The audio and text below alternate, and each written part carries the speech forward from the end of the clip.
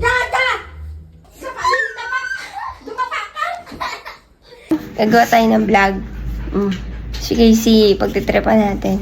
Nahingi kasi ng pamasko sa akin. Kakarating ko lang dito, nahingi yung pamasko.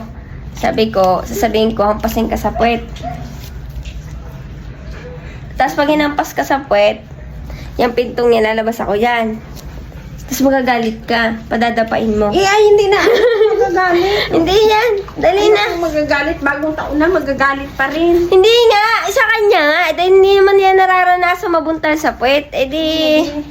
Pag hinampas ka sa puwet, tatakbo ko. Siya lang maabutan mo. Para ulo ka talaga. Ha? Dali na. Pag napalo mo si mama sa puwet, meron kang 1,000.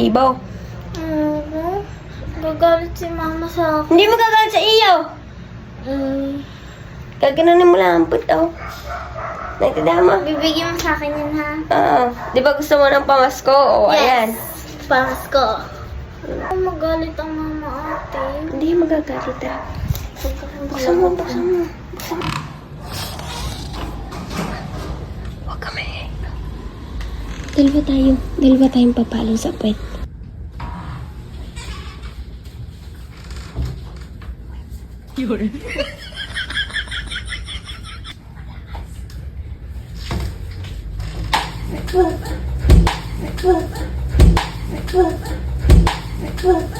Dada!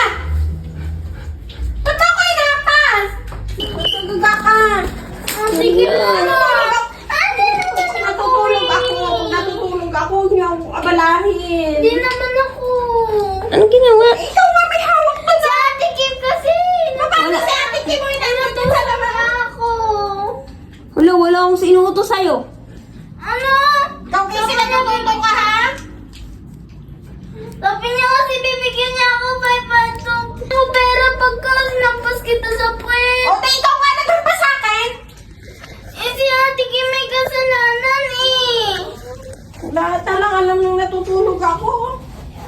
Kuya't marami pang gagawin. Ano natutulog ako?